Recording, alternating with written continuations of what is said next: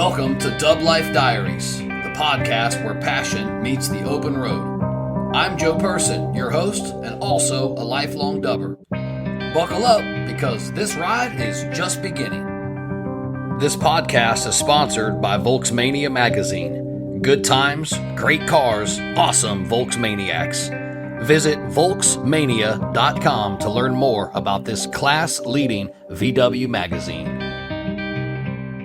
All right, welcome back to DubLife Diaries. We are sitting down today with a guy who's been shaping minds for over 15 years, running the #1 test program in the country at American Heritage Schools. He's a leader in education, a master at helping students crush the SAT and the ACT, and on top of that, he's a lifelong Volkswagen nut. His first car was a '69 Beetle. He's built countless VWs since then, and right now he's rolling with 3 unconventional Volkswagens in the garage. Education, classic dubs, and unconventional passions. We're diving into all of it with Lance Kohn. Welcome to DubLife Diaries. Thank you very much. Thank you.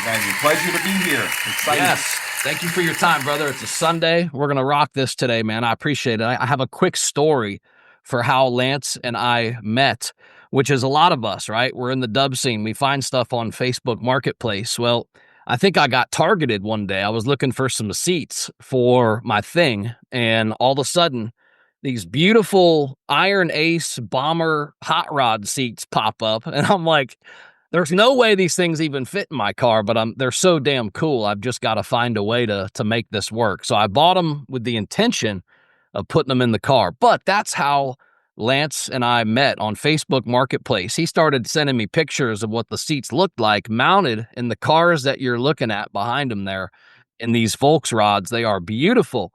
And the rest was history. So yes, man, thank you. Quick story on how we met. Before we get going, I do want to give a shout out to just a couple of my sponsors. First up on the list, Volksmania magazine. I feel like these guys are the flyest VW magazine on the face of the planet. I got many reasons why, but I'm just going to give you 2 of them. The quality of the pages, the art, the everything, and the people. That's what attracts us as a community. The Volkswagen community is the people.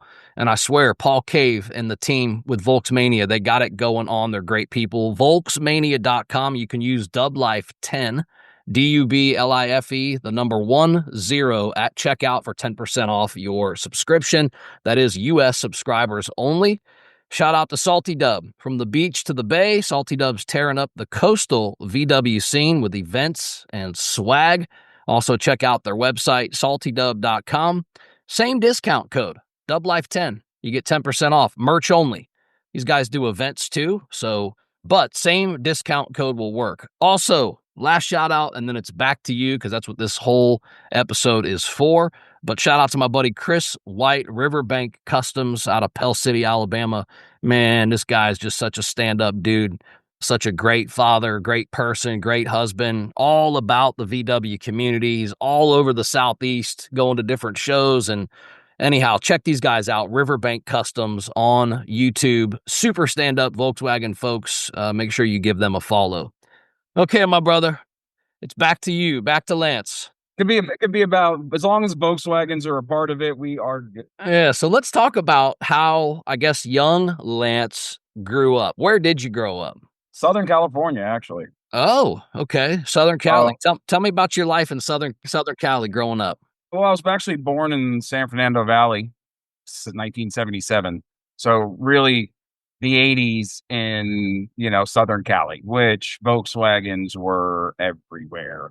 So and everything, right. Yeah. I mean, it was just such a big part. You see them everywhere you go. And, when it came time to get my first car, it's just they appealed to me, and they were also obtainable, right? They were at a price point that a 16-year-old kid could go, I'm going to work all summer at this carpet cleaning company, and when I get done, I'm going to have enough for my first car. And, because we were broke growing up, so Volkswagen made sense, and that started it. I mean, from there on out, I was Volkswagen crazy, because I've always had one in the background.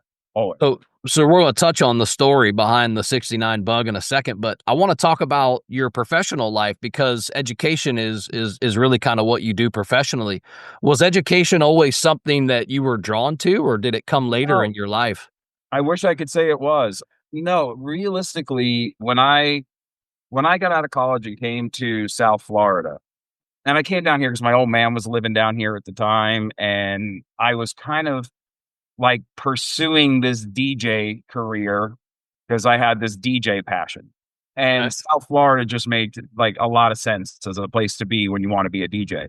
So that's really the beginning of it all, was coming out here and DJing. And I did that for over 20 years in South Florida, doing clubs and Oh, corporate dang. events. And, you know, I'm your age, brother, so I remember the 90s raves, and oh my God, I remember what was going on at those raves, okay? whole different lifestyle. But long story short, I was DJing in a martini bar out here in Weston, and I had met my wife, who I've been with now 18 years. Awesome. Yeah, Congratulations. thank you. Got three amazing children. Amazing. And when the pandemic hit, the DJing stuff kind of had to stop because there was just no, it was really hard to make any money at it when they were canceling everything. So the fallback wound up becoming just doing the teaching full time. Now I was doing the teaching on the side, but it was because of my wife that I was doing the teaching on the side.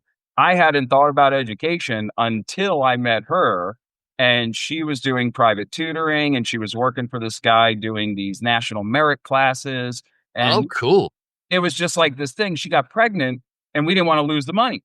So I got a college degree. I was like, I'll prep the material. I'll walk in there during the week. I'll teach. And then on the weekends, I can DJ. And, Sweet, dude. it worked, and it worked. Yeah. Oh, sure enough, like I said, once the pandemic hit, the DJing just kind of took a back seat, and our company was really doing well at that point. And it was like, this is what I'm doing now. This is it. So we went full blown with it, and we've been doing it, but 15 years worth of teaching, 16 years worth of teaching now. Awesome, man. So let's go back to the story behind the 69 Beetle, which was, I believe, your first car, right? Yes, so that's the one. I literally got a job at a carpet cleaning company. Okay. And what's the funny part? I wasn't cleaning carpets. I was the dispatcher, answering the phone calls, taking all the sales calls. Because again, the teaching, the voice, the DJing, they all kind of go together. They Uh, do. Yeah, man. they do. They just really do. They really So do. I did for all summer. I made basically 1,500 to 1,600 bucks working all summer back then. Not a lot, but I bought the car for $1,100. Found the car, and at the time, old school Auto Trader, sitting Heck there, yeah.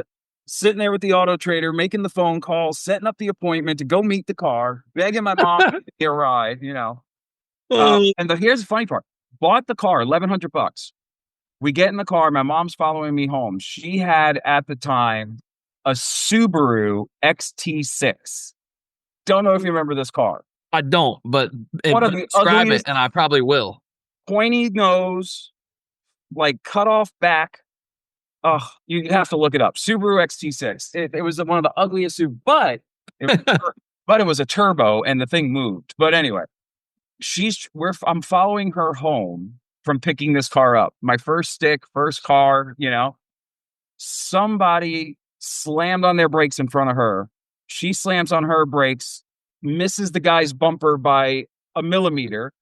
I'm in a 69 bug in the 90s and, early 90s. And the thing just doesn't stop because obviously I'm sure it needed a brake job and God knows what else. I was 16. Push them all the way to the floor, man. Yeah. And I slammed the bug right into the rear end of my mom's car on the way home from picking it up. And all of it was, where they push the front bumper in and then you go to open the hood. It's really hard because it hits the bumper now, So that was the issue. Okay. But that was the first one, man. And I drove the wheels off that car for years because first car a bug. We went everywhere in that thing. My first Beetle to me wasn't my first car, but it was my first to me when I was 17, fresh out of high school in the Tyrone Square Mall parking lot here in St. Petersburg for $2,000. I had 76,000 miles. It was a 72 standard Beetle auto clutch. What year was this? It was a 72. Well, what year did you buy it? Oh, 96. So I was 96. Yeah, I bought mine. It had to be like 93. So right in that same time frame. Yeah, yeah. Yeah. So I could have, I guess, when I was 16, I could have bought one. I was into them still, but just didn't have that opportunity. Remember earlier, like we were talking, they were affordable back then. Yeah. So I had my job at Jiffy Lube back in the day, And I and paid $1,100 for the bug. Like, what yeah, are I you paid 2 grand for running, mine. Yeah. driving, no rust? Like, good luck finding that now. Good luck. Yeah. So looking back, do you see connections between your love of tinkering on cars and your love of teaching kind of meshing? I find myself a lot more the student when I'm working on cars Mm. because I one of those things where I think I'm better than I actually am, right? Like I know there's when I hang around with guys that just know so much and so talented. And it's like I feel you get humbled very quickly. Like Yeah. this is not my strong suit. I have a vision for like the way things should look aesthetically. But if I don't have people helping me, Right. I couldn't pull it off myself. Oh, dude, I feel that so well, so well. You It's the know, same way for me. I'm not that mechanical, in fact, and I'm not even really that artistic. But I have a vision still, and I still want things. I know what looks good to me, at least, and I know we can accomplish that. But I have to do it through others as well. And I'm not saying as well. I think you're much more mechanically gifted and inclined than me, but I understand. Yeah, and that's no, it's 100% it because like even right now we're welding together the frame of the bed of this one here, the black one. And we're trying to remake the bed. It's like this one, it's actually a really cool story behind this one, but I bought this one off a guy. He was out of either Minnesota, Illinois, Milwaukee, somewhere up there. And he had taken the bug, it's a 61 bug, it was cut in half. They grafted on a 1950 Ford cab onto the back. The rest of the bug was still a 1961 underneath. Everything about it, like the brake system, the front beam, the air shocks in the front, the way they had the airbags or air shock suspension put together was like very didn't you couldn't sit in the car and put the air up. You know what I mean? The bed would do this going down the road that was on there before. So I bought basically the cab because the metalwork alone was worth it, right? So I'm like, and I'm looking at it going, I can't do that metalwork, not myself. I could weld some stuff, but I can't do that, Right. right? So I'm like, let me buy that cab, and then now we basically have rechanged everything on this car, and it had a Type 1 motor in it. I'm putting all new wiring in it, a new motor in it, Awesome. everything. Yeah, so there's things I could do, there's things I can't do, but I 100% hats off to all my buddies, man, because that's what makes a lot of this stuff possible. Yeah, I totally get it. I've got them too, in our little version of the VW community here in the Tampa Bay area. You We've guys got got a strong community up there. yeah, dude, and you got those guys that stand out that are very, very skilled craftsmen.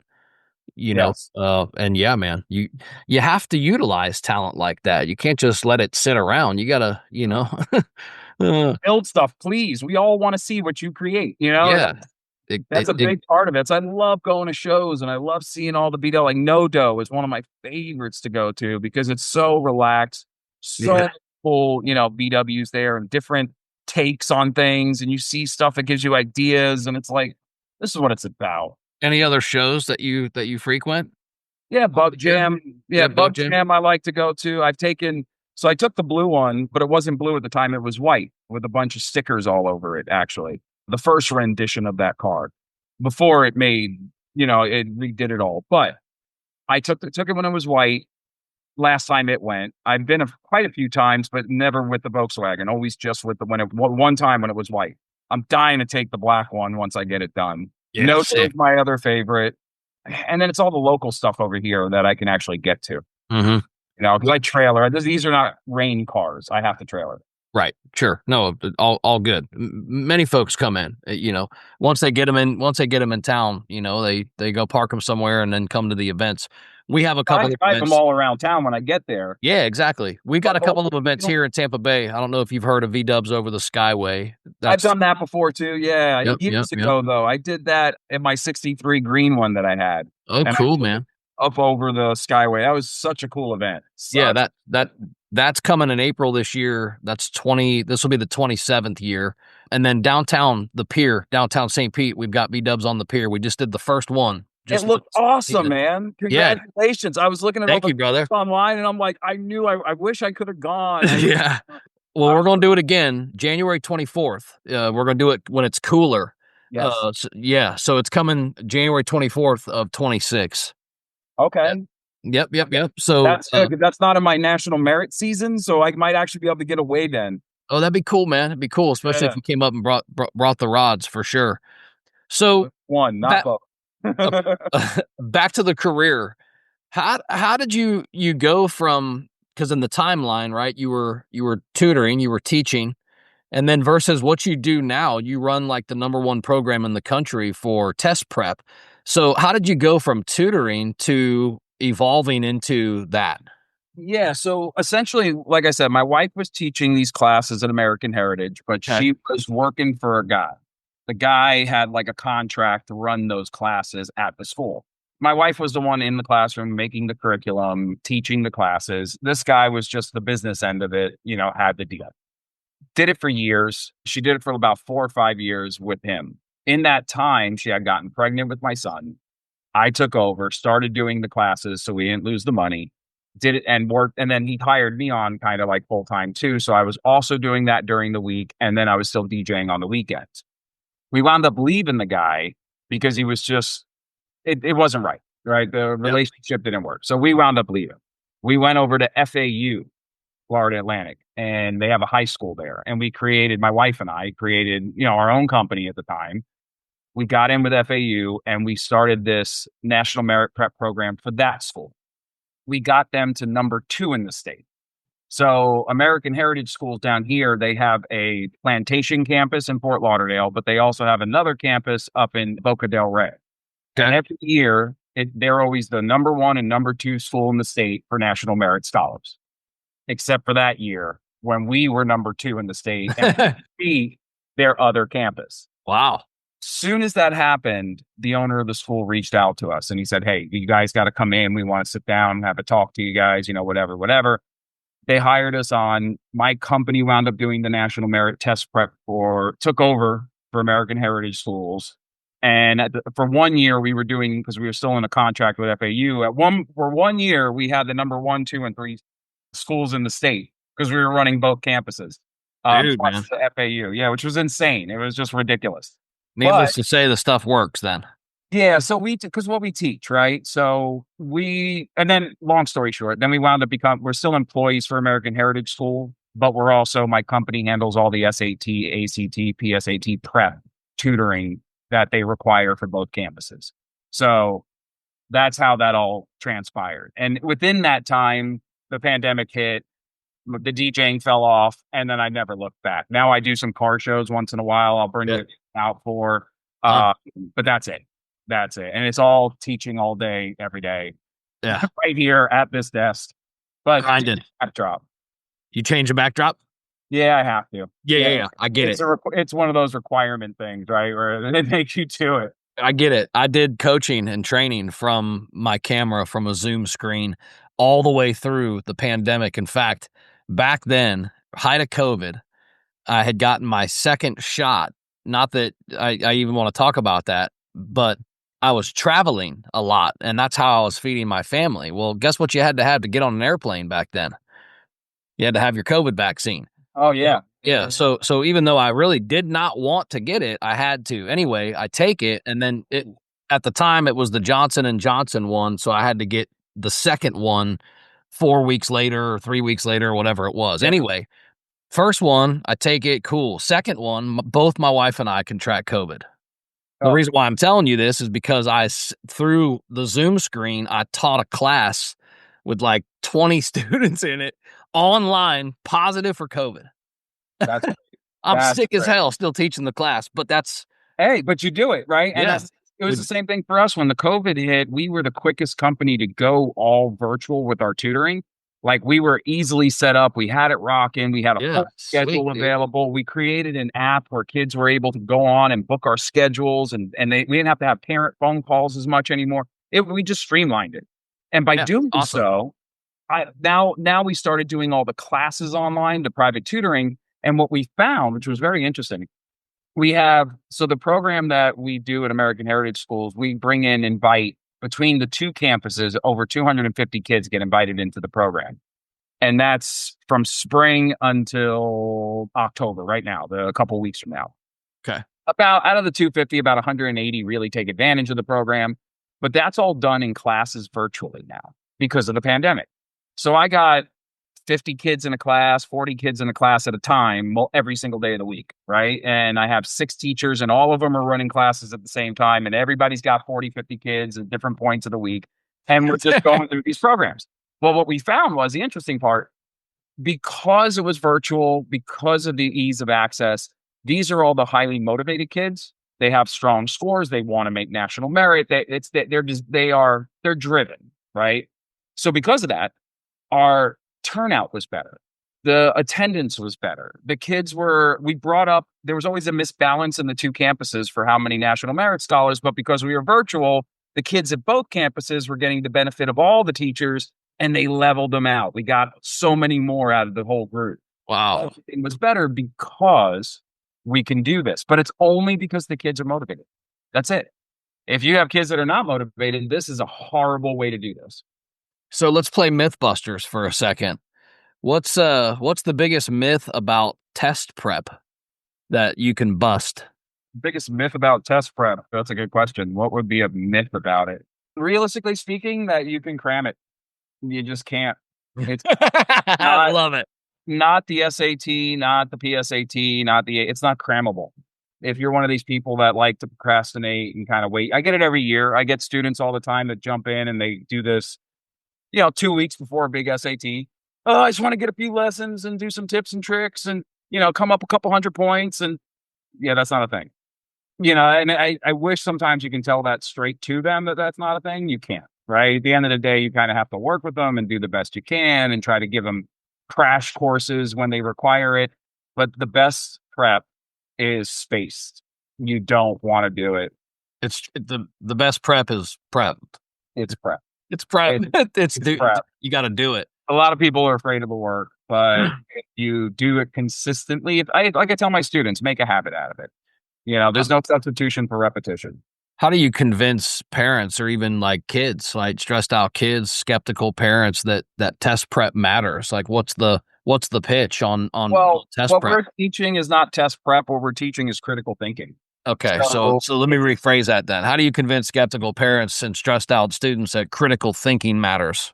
Yeah, because at the end of the day, it's how it becomes applied. It is universally, you can apply this universal because you have moving forward. They're going to go to college. Say you want to be a doctor. You got to take an MCAT. You want to be a lawyer. You're going to be an LSAT. You want to get a real estate license, right? Let's talk about what real estate license you do. Real estate. Yeah. Multiple choice tests where there are strategies, tips, and tricks that will apply. You think that different from what we're teaching for SAT? They're not, right? When you're on the real estate exam, are you going to pick an answer choice that says all blah or never only this? Like, no. You start to learn. You can even see like the trends. It took me a few times actually to get through. My wife has a background. She went to Rollins College in Orlando. Her background's education. And I was always asking for like, help me get like, learning cards, flashcards, like help me do this, help me do that. She always just tell me no. Best way for you to learn is to do it. Yes. And stop asking everybody else to do it for you. Right. So finally, probably 10 years after I took it serious, the only way I passed the Florida real estate test was by learning the content. Yeah, you really have to. There's ways, right? So I have a real estate license. I have a Series 7 for stocks and Series 63 for commodities. I even have a Florida roofing license. Hey, man. The reason I have all these licenses is because I'm a good test taker. That's all it really is. See, I like that. I'm a horrible test taker. But if you understand, and that's the thing, like that's what we're teaching students is the critical thinking aspect of how to look at this stuff. You can't be looking at a test through the lens of, why is this the right answer? And what could I do here? You need to be looking at a test as might be easier to prove these other ones wrong. Yeah, dude. Yeah. Great point. It's a different mentality, right? It's because you want to critically think, problem solve your way into it, which is why I'm an advocate for the SAT over the ACT. The ACT is a very heavy memorization type test, where the SAT does a lot better with critical thinking, problem solving. So, and I like that aspect of it. So when I'm teaching students, I love being able to show them how to look at something from the side, from the top, from the bottom, from the Yeah. front, like, just giving them multiple perspectives. Yeah. That's the light bulb moments. That's when they Yeah. happen, right? When it Oh, finally connects and they connect and you're finally like, connect. "Oh, they Yeah. do. Oh, yeah, I love that. I love Yeah. that too." Because a lot of my students, they read some of this stuff. And with the real estate, I'll give you a great example of this. I remember when I took the real estate exam, and you're reading the terminology that they're giving you for these questions, and you're so focused on the terminology that you're missing the action. You're missing what's happening. So my students, the same thing. They get to an SAT passage talking about, I don't know, why colony collapse disorder causes this type of and they get so wrapped in the subject they miss the important stuff, the relationships, the verbs, the actions, the Oh, yeah, like, good stuff. why I tell my kids all the time, I'm like, "I don't care how hard a passage is, you can't fool me with the verbs. I know my verbs. So you could keep looking at that genius special name that they made for that animal, but I'm gonna be down here picking the action that matters." That that's such a cool touch because I don't have a background in education at all. In fact, I probably ran from it as far as I could, as early as I could, just because, ADD, dyslexic, dysgraphic. I was all kinds of Sylvan Learning Center fun when I was growing up. It's very discouraging, right? Because the way Yeah, you man, totally. Because I can't, this is probably why your business exists, because there's tools to help guys like me, pass tests. And I needed those tools, right? But really, what I needed was dedication and commitment, and that's really that's what I got it from. dedication and commitment, I always feel is, I don't know, I feel like it's a bit of a misnomer because a lot of it is motivation and interest, right? Yeah, So I was it's highly like, motivated this time too. yeah, and that's the thing. If you're interested, if it's what you want to do, Yeah. there's nothing going to stop you from figuring it out. I don't care if I'm sitting there watching a YouTube channel at midnight in my garage trying to figure out how to change a tube or the bushing in the tube of sugar. Like, it doesn't matter. If I'm in that motivation state of inspiration, I'm going to do it. And the same is true with education. You have to act as if. You have to act as if this is really what you want to do. If you don't want to do it, pretend, but fake it. At least that's what I tell my students, right? Because I want them to do well. So sometimes you got to tell them to fake it, but yeah, if you're inspired, if you're into what you're doing, Yeah. you're Yeah. going Do you have any like maybe favorite success stories or students that have stuck out in the past? Like, somebody like me maybe that isn't good at test taking, that struggled, that then went through your program and was able to move on with their lives. there's one or two every year, man. Man, that's great, dude. Good for There's you. there's a Okay. lot of kids. So you see these kids that come in. Like I remember one year we had one kid who he was just 1 point shy of the cutoff for getting invited into the program. And he was also at the time he was a faculty member's kid too. So somebody who had worked at the school. So we're always like, to me, the cutoff number that we set for kids to get into our program isn't as important as them wanting to be there and do the work. So we lowered the number for the whole school 1 point. So a bunch of other kids also got in then. That way it was fair. But we also let that kid in. I've never seen a kid who worked so hard. The kid just put the effort it blew us away because he wanted it, right? Yeah, man. For the Awesome. program, he was the highest scoring student we had that year. I And he love was the that. lowest scoring coming in. So seeing that kind of change is always rewarding, because you hear it. And then there's others. You get text messages randomly, like a girl a couple years back. She went to USC. She got accepted to USC. They gave her a special dorm room because she was a National Merit Scholar. They gave her a laptop. They gave her her own college advisor while she was like a unique one that was a much smaller group of kids, Okay. only the merit scholars. And they gave her a per diem. So she had like money every day for, small, but like covers food, this, that, and the other. Like you hear these stories and you're like, "God, Kids going to school for free and getting all this stuff, and it's like, because of what? They answered 20 more questions right on this test. Crazy, but that such is life. They do the same thing with credit scores to American. Have you noticed a difference in, you've been doing this a long time. You've seen multi-generations come through now. Have you noticed a difference in the way kids learn now versus the way they learned? You've been in what, 18 years ago? Yeah, I mean, well, probably 15, 16, I guess. 15. Yeah, Okay. yeah, 16. either way. No, not really. I mean, I think that, I always laugh because you hear that about education. Like, we're not number one in education. Our education system is terrible. Our education is, and yeah, that is true to some extent on some parts. But when you look at the groupings of where the smartest kids are coming from, if you look at like schools like I'm in right now, American Heritage, they are just second to none. Our top percentage of kids are competitive worldwide, 100%. So it's there. Yeah, there is probably a large chunk or swath, parts of the country where education is really hurting. But overall, if you look at our best and brightest, our best and brightest are beating a large chunk of the world as well. So it's a very deceiving thing when people say, "Oh, well, our education system's terrible." The ones who are not taking advantage of it, yes. But the ones who understand how to use the system, understand how to take advantage, understand what it takes, what effort needs to be done, Yeah. they're thriving educational. You know what I mean? As far as that's concerned. No, I got you. I got you. And I understand that because my wife is an educator and she homeschooled all of the first four of my teenagers. They're all my youngest teens, 15, be 16 in June. And then they go up from there up to 19.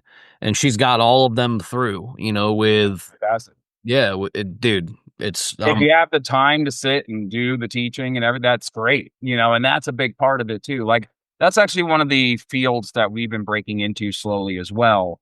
Test prep homeschool. homeschoolers, yeah, Yeah. because Yeah. there's Yeah. a lot Hey, of, that's a good market.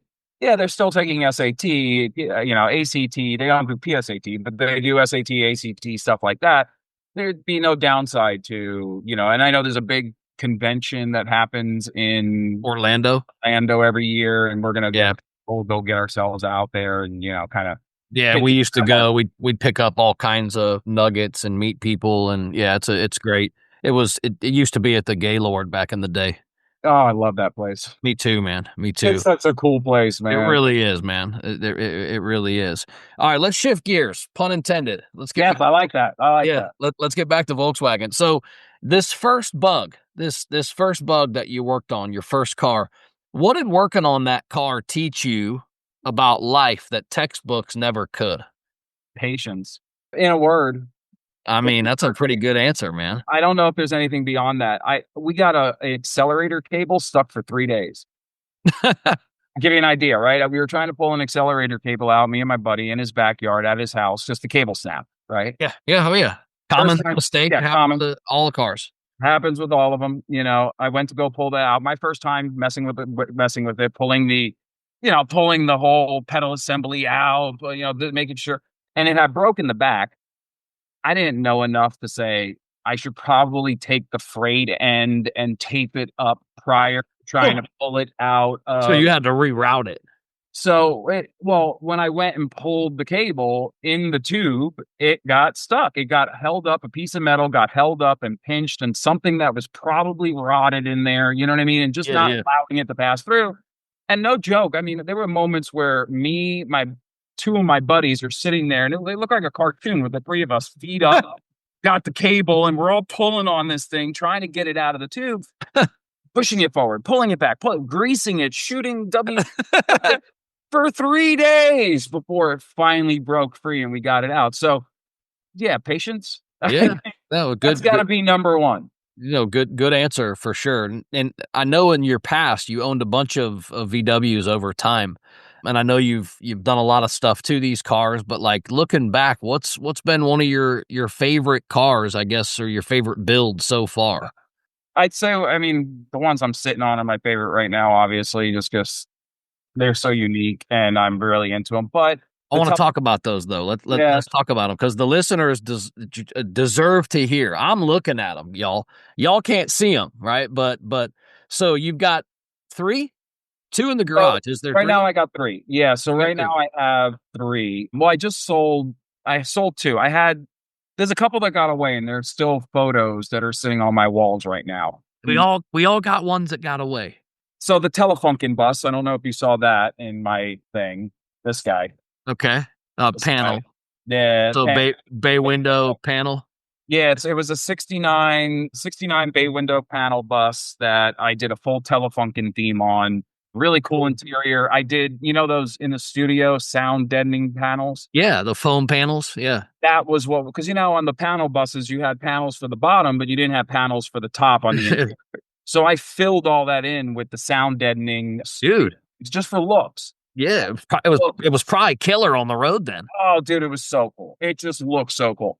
But Yeah. I sold it at a time where the market was just through the roof, and I couldn't say no to the price. So that was one of the ones where when I sold the bus, I wish I kept it because that was just such a great bus. And then I had a 67 fastback that I sold on Bring a Trailer. Yeah. And I got 16.5 for the fastback. Ooh, you wouldn't get that today. I But was like, buy, it can go. And that's right. That's right. I got almost 30 for the bay window. Dude, Like man. You sold it like the height of the market. the height of the market. And Yeah. I used that money to actually completely rehab the Volksrod over here, the blue one behind me. Yeah, we're gonna let's hear some details about that. So describe these unconventional builds that are in the garage right here for the listeners. Yeah, so for the 2 that are in the garage, right now, the one behind me, the blue one, is the one that's in a magazine. I built that one. Originally, it was all matte white with pearl in it. It was kind of What magazine is it in? It's in Air Style. It's over in Europe, big over in Europe. Yeah, Really Airstyle. cool stuff. Yeah, they're just cool guys. They reached out to me. They saw, the pictures online of the car Cool, that man. I've gotten everywhere. The guy reached out. He goes, "Hey, have you ever been featured?" No, never. So he sent me some email with like a list of questions, and you go through, you answer everything. And my buddy Eric Fernan with the green Volkswagen, and a lot of people in the VW world know Eric Fernan. Yeah, green one on Yeah. the other side. But he actually he actually took all the photos of the car because he Okay. does some photography stuff like as a hobby kind of thing, but he's good at it. So he took all the photos. We sent it all off to them, and then before you know it, the guy calls me up. He goes, "I got good news." I'm like, "Yeah, what's up?" He's like, "You made the cover." Oh, dude. Cool, dude, that's awesome. I was all excited about it. But yeah, so the blue Volkswagen, it's a 66, all original when I got it. Got into a really bad accident. I took parts off rather than putting parts on, and that's how she was born a Volkswagen. Got a Okay. 5-inch chop on it. Excuse me, 5-inch chop on it, and it is a Fernin chop. The Fernin chop, or an imitation of one. The Fernin chop is my buddy Eric Fernin. They invented a way of chopping the roof of the car without needing extra roofs, Oh, which is a big thing. And you can also see it in the back quarter window. If you look at the curvature in that back corner, some chops, they're very squared off. Some chops, they're very pointed. Ours, if you look at ours, the curvature is very much like stock, and it doesn't have any sharp turns to it or pointiness, that kind of thing. It's a really clean curvature, which is, to me, what made it so appealing, right? So 5-inch chop on the car. The car's been extended 8 inches out front. So it's 8-inch longer wheelbase. That's what makes it a Volksrod, is we're giving it that hot rod raked look. Bigger tires in the back, smaller tires in the front. The whole front end, everything underneath the hood has been cut out where the gas tank was. I'm running a round spun aluminum gas tank in there instead with the air system also. The rear of the car, you've got a 2276 turbo motor in it. woo, baby. Yep, it puts 200 to the wheels when we dynoed it. So A rocket ship. she scoots, and she's surprisingly quick, right? So, like, one of the things I like about it is like light to light. I actually found out the other day, we were pulling out of a car show, and I got to find out exactly how quick it is because it's only 200 horsepower, right? But only for what, 1,100 pounds? Well, you look at like modern technology, modern cars, right? Everything rolling off the line now is like starting at 200 for the most part, Right, sure. We're pulling out of a car show a couple weeks back, and there was a Golf R. like a newer Golf R, 2022, 2023, something like that Golf R. We're sitting at the light coming out together. He jumps on it, I jump on it, and I walk him. Yeah, Oh yeah. just enough to walk him. And I was like, okay, so I'm a little faster than a Golf R. I'm happy with that. Like that's not bad for a bug, a bug, an old. No, dude, that's really cool. That's really cool. It's truly a hot rod. It is. I wanted it to be, that was always my thing, the hot rod look. And as a matter of fact, just to go how hot rod I liked it, the color of the car is 1932 to 1934 Ford Washington blue. Oh, cool. No metallics, no pearls. It is that old school Ford hot rod blue. And then the contrast color is all a very light beige. So the interior is beige, the rag top is beige, and it gives it that nice dark blue beige contrast. It's just gorgeous. Do you have the hot rod seats in that one, or are they in the black one? Oh, those are actually, I took stock seats. We cut out 5 inches from the round frame at the bottom, Mm-hmm. welded it back together, and stuck it onto the stock frames. So the seats sit exactly the same depth as the roof, right? We cut the roof 5 inches, we drop the seats 5 inches. Perfect. So when you're sitting in there, you got a ton of leg room because you're lower in the car. Right. And it's just really cool with your arm up right at the window. We actually, because we chopped it, we welded up the entire window seam all the way around. So there's no windows in the car, right? Not the driver passenger door windows. They are gone. Those have been welded up, and we Duraglassed over it the whole nine and made them smooth. So you just sit there with your hand up on it, with your arms sitting up on it, and you're driving down the street, and it's fantastic. Oh yeah, it looks fantastic, y'all. Y'all, everybody's gonna see this because I'll make it the thumbnail, so everybody will be able to see these for sure. But they can also check you out online, where I know you'll be sharing your pictures here. But tell us about the black one now. So the black one was built by a guy named Eric Shelton. Like I said, I think he's in Minnesota or Illinois or somewhere up in that area. I forget exactly where. He had built the car, I guess, back in 2016, 17, where he chopped the car in half. He grafted on a 1950 Ford truck cab to the back. So it's an actual 1950 Ford truck cab window. The metalwork was superb. Like I bought the car for the metalwork. Was really the reason I picked it up. He actually had sold it to somebody else. That guy had it for a while, did a couple little weird things to it or different things to it not my thing, but they were cool. It was cool. But then he had it for a while, was sitting in his garage. I saw it for sale for quite a while. And the look of the cab, I immediately had an image when I saw it. Like I knew what it should have looked like, kind of thing. My Cool. version. Yeah, no, good. Love that. They say that these cars, when we find them, that they talk to us, kind of. Yes. So they jump off the page, man. Like a marketplace, and I'm sitting there late at night. And me too, bro. Me too. Why is that one just yelling at me? Like, yeah. And then you always want, or I don't know about you, but I always want to, I start thinking, I'm like, how can I make this happen? How can I make this happen? Yeah. People start spinning, man. I'm like, if I sell this, if I make dude, me too. Me too. I can make room on the side of the house. And then it can live in the trailer in the meantime. Find space. Like, and then I swipe and it's gone. I know. And you know what? And every time I tell my wife too, I go, see, I told you I should have jumped on that one. Right. Yes, dude. That happens all the time. I see it too. Oh, it's too much, man. Do you ever bring your students into the world of automotive? Or do you keep things completely separate? I did bring him into the DJ world a little bit during the pandemic when we were all in lockdown. Yeah, sure. I would do on Friday nights, I would create a Zoom link like this. Uh-huh. My DJ stuff all set up and piped in with good audio to the computer. Yeah, dude, I remember like some guys from the 90s that were like big radio guys. They were doing that online and, they had, all kinds of people showing up on their live feeds. Yeah, I only did it for my students because I knew they were locked down and they were bored. So on Friday night at 9:00, I would do Club Merit, and I would basically stream in my DJ set, and I would do a 1-hour DJ set. I used to send them all a Google Sheet to fill out requests, and I would take the requests and I would create a 1-hour set. Yeah. And then that every Friday night I'd sit and I'd do a 1-hour mix.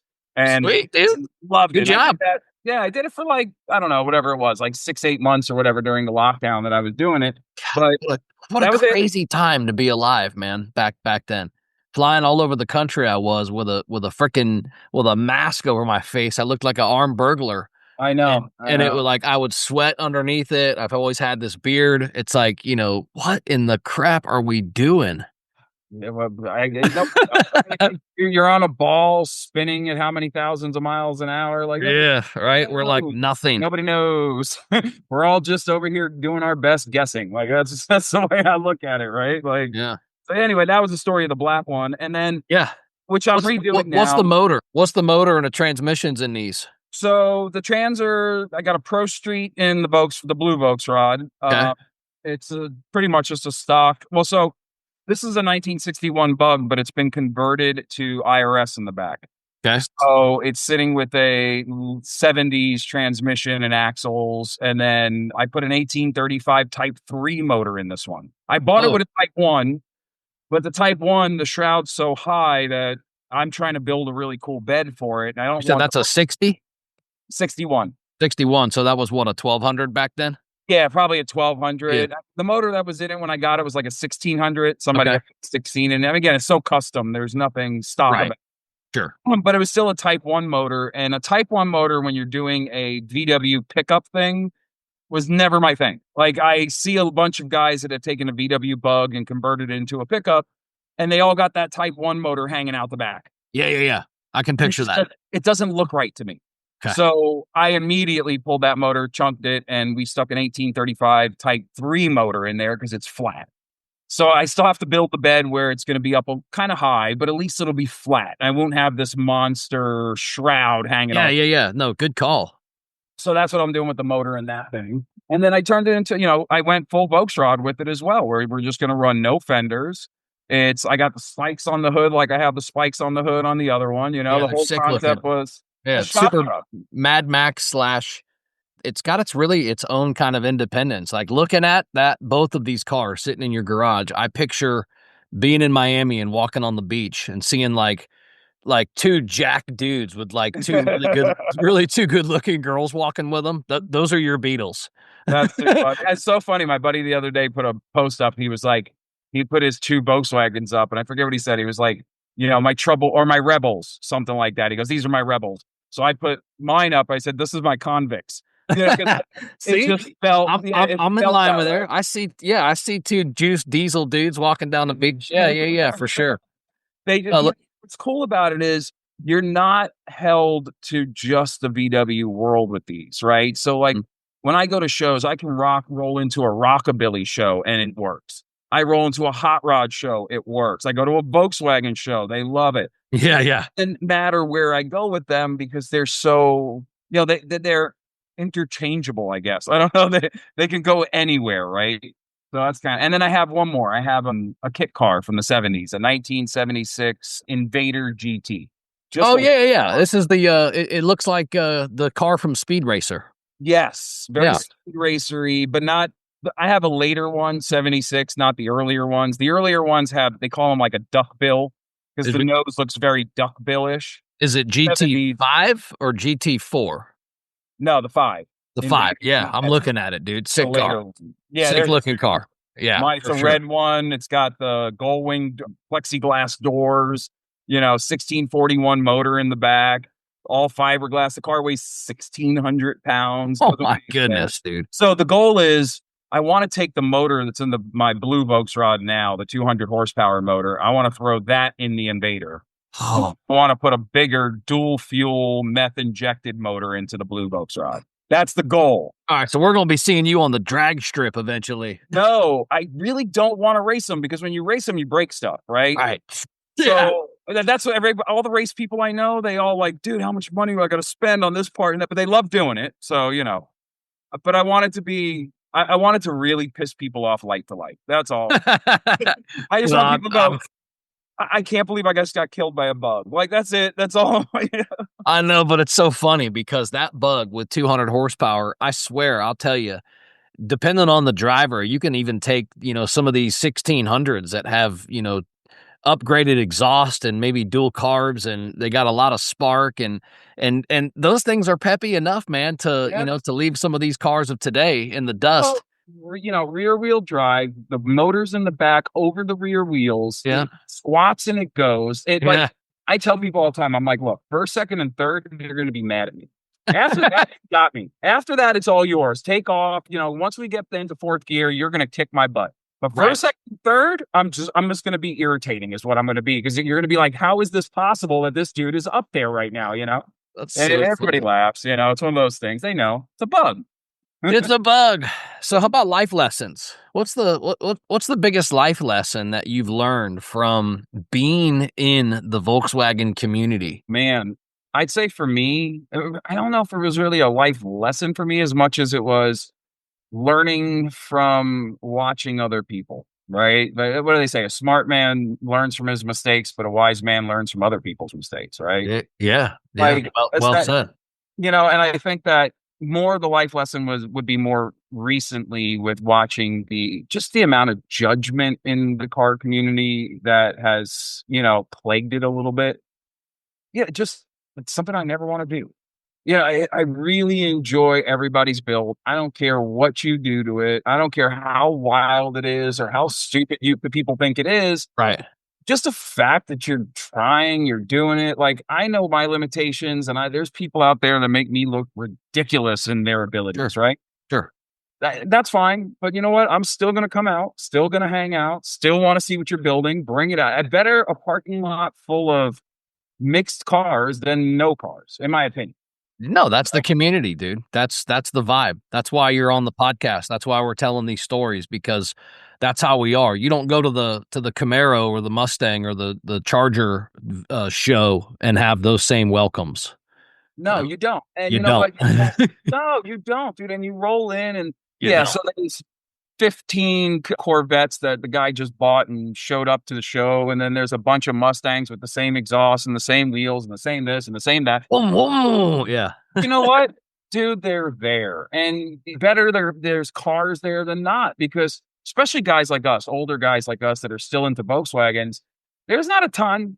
There's not a lot, there's not a lot of people. Like, nowadays, you get a show together, you get 50 to 100 cars show up. You had an amazing show. That's right. That's right. But like back in the day, I used to go to California. We used to go to Pomona. It was thousands of Volkswagens from end Crazy. to end. You couldn't see, it would take you days to walk through Pomona. Yeah, there's not that many left. No. They crushed a lot of them, and they didn't save a lot of them, and it's been a lot of time now. We're talking about, the height of the culture, I feel, was late 80s, into the early 90s. Yeah. The whole hot tuna and the bright colors, and it's kind of cool. It's coming back. Graphics and stuff. Yeah, I've seen a few of them. There's a couple posts recently of some 80s style ones. That brown one that I just saw on Facebook that had the multicolored looking. brown. Yeah, the Sick pink as heck, dude. T-top Carmen Gia with the pink and the purple. Yes. Yeah, dude. Yeah. Rock the heck out of that, man. Yeah. Are you kidding me? Those things are so cool. I totally agree. And thank God for guys like us that are still holding on for dear life and keeping it cool. I cruise around, and that's what I love doing. Like, I love just jumping in, especially here. I'm in Broward County, right? Mm-hmm. I love jumping in the Volksrod just to go run some errands during the day, sitting around regular traffic, and I'm driving that thing, the blue one, right? Everybody's giving you smiles and thumbs up. Yeah, man. Like, people, like, especially when you see like kids in the back seat looking and pointing and tapping their parents, like, mom, look at That's that. a Beetle. Like, They don't even know. Some of them don't even know. They come up to you, what is that thing, man? Oh, you're like, it's a bug. They're like, what? What's that? With those spikes? Everybody freaks out, but that's what you do it for. You want the kids to see it. You want them to be like, inspired to be creative. Like, love these things, man. Love these things. VWs as a whole, is it a hobby to you? Is it therapy, or is it a way of life? I think it's a mix. I'll always have VWs in my life at one way or another. So in that sense, it's a way of life. I think hobby, absolutely. It's all I want to do when I have my own time. Therapy depends on the day. Sometimes I'm working on the car, and I don't know if I'd call it therapy. I guess the screaming and yelling is good for you, so that's Sure. But then there's other days where it's like you finally get it to start, or you finally get something to look the way you wanted it to look, or that's therapeutic as heck. That's a very you feel accomplished. Yeah. So, like you said, a good mix. It is. It really is. So, in the world of test prep of what you do for work and the world of technology, right? As AI and Chat GPT start to continue to evolve, what do you think's next for test prep? Do you think that you know I guess AI as a whole, websites like Chat GPT, etc. Are they changing the game, or is it good? Is it bad? It's. What are your thoughts there? I mean, there's a lot of good. I'm not going to deny it. I mean, one of the beautiful parts for us is if I'm working with a student and they're struggling with a specific question type problem, I can jump into AI and say, hey, write me 100 main idea questions in the style of SAT, from medium difficulty to hard difficulty. And it'll just write those questions instantly. I can send it over to a student and they can work on it. Right. I So mean, that's killer. To me, that's awesome. the Yeah. ability to just create a resource. Like I remember, just recently we got rid of a lot of the books, but I have a library in my house essentially of SAT books going back from before we started this all the way till current. I don't have books anymore. Everything is PDF, everything is digital, everything is so, having at my fingertips access to everything. I think that part of AI is fantastic. As far as teaching is concerned, again, as a resource, it's excellent as a supplement. As far as like showing students how to think properly, I don't see how AI is going to pull that off.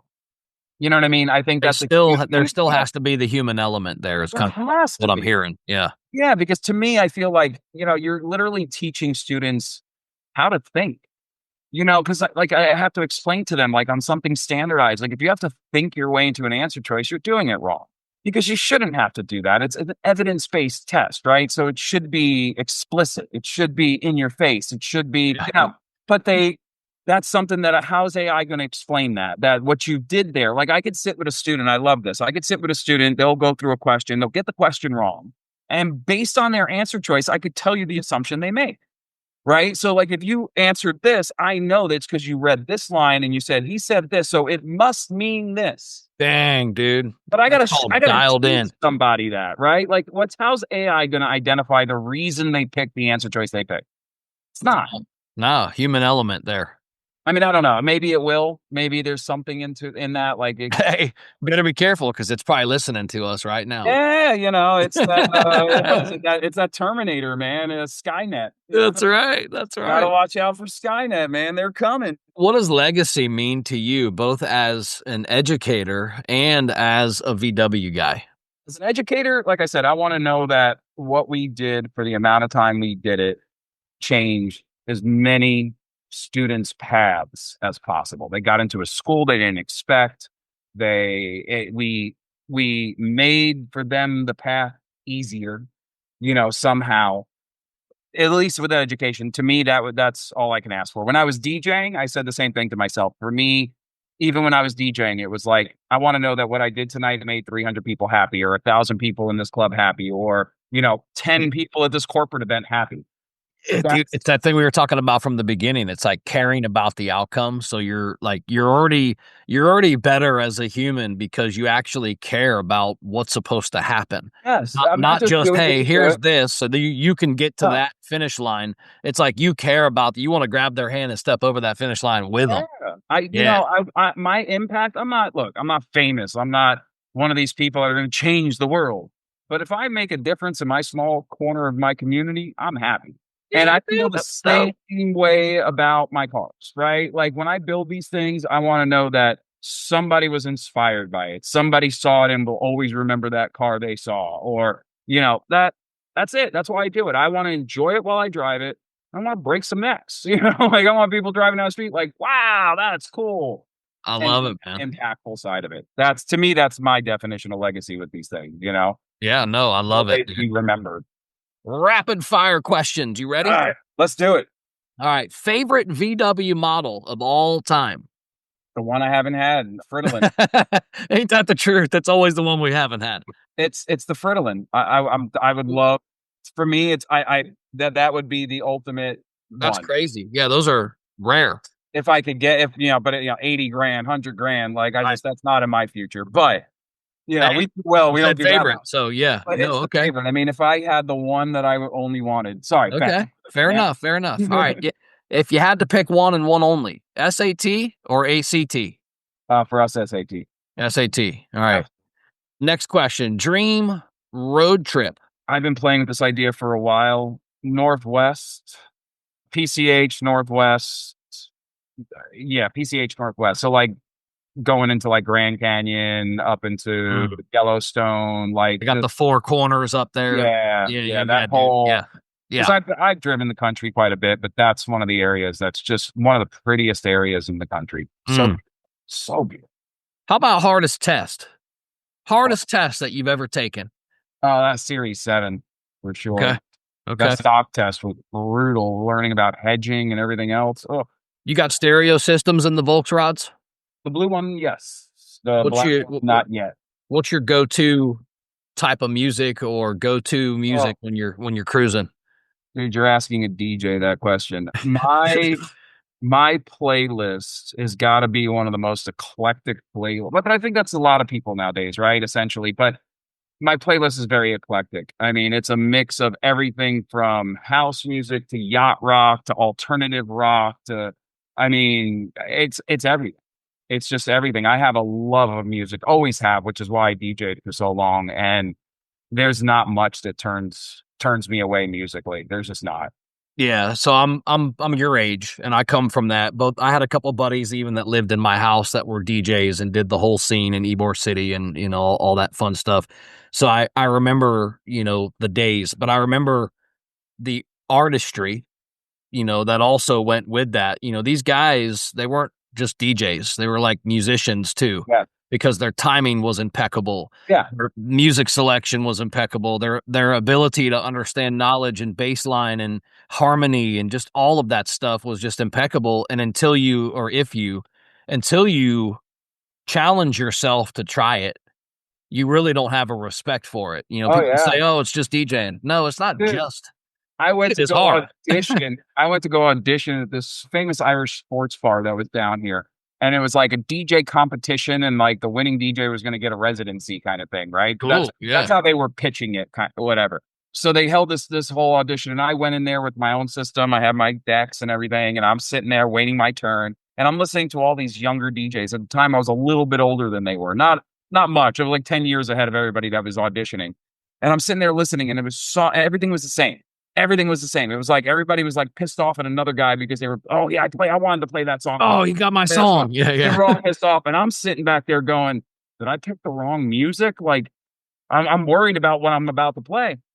I did my set, and I'm doing like mixing into like AC/DC TNT in the middle of a house track at the Oh, time. hell It was yeah. years ago. And the owner of the club came up to me afterwards, like, dude, I want you. Like, and not that it was for the competition purpose. And he was like, dude, the mix of music. He was like, everybody played the same stuff. I was like, exactly. You gotta have a variety of stuff. You want Yeah. to expect it. Something that makes everybody just go, oh, whoa, where did that come from? That's that. Again, did I make you happy? Will you remember this moment? Yeah. Love that. Great I question. did my job. Good vibe right there. What's one piece of advice that you'd give your 17-year-old self today? My 17-year-old self today, Yeah. buy Apple. I Hey not for nothing, but like, yeah, Google, Apple. man, that's pretty awesome. That's pretty awesome. All right, how about advice for the VW community? Maybe somebody is inspired by you, by the fact that you may not have a traditional Volkswagen because it's the rod type, right? I know you probably get some pushback from the original type guys in the community, but somebody wants to customize their car. They want a Volksrod. They want to do what you're doing. What kind of advice do you give that person that might not be brave enough, or maybe hasn't been bit by the bug yet, so to speak, to venture into the rod segment? Don't be afraid to piss off the purists once in a while, man. There Like, you go, brother. There you go. things don't change. Things don't, nothing gets inspired unless something's different. Yeah. You got to break something to make something, right? Like, that's my opinion. At least that's how I always looked at it. So for me, yeah, as far as that goes, don't, don't be so judgmental, and don't worry about people who are. That's, What I took away from that was you got to break something to make something. make something. Yeah, Yeah. because it's true, right? Like, don't Yeah. be, if that blue one wouldn't have happened if that lady didn't run a red light and hit me, Right. right? Yeah. Yeah. You got to break something to make something. There it We is. gotta break something to make something. We broke it, we made it, and it's killer now. Like, to think that that's the way it was gonna turn out, who knew? And the car is everywhere I go. People are like, "Man, that's so cool. That's so this." It is though. It is. It is. I love it, man. Totally agree, man. That's why I didn't even know I was a Volksrod guy until I was a Volksrod guy. Yeah, Now, right. I'm like, I get other ones here and there, and I'm like, but look what's living in the garage. What's in the garage are the Volksrods. It's not the Invader is cool, but it's fiberglass, so it's sitting outside because I'm Right. less worried about that one than I am these guys. Yeah. But, it's just keep doing it, guys. Everybody, please keep doing it. I don't want this to go away. Yeah, me either, man. Well said. That's why my hat's off to you, sir, for the same reason. Talking to people, doing this stuff. Yeah, Because thank you. we need this. Like, this is my therapy, right? Being able to have a buddy I can talk to and talk Volkswagens and enjoy it.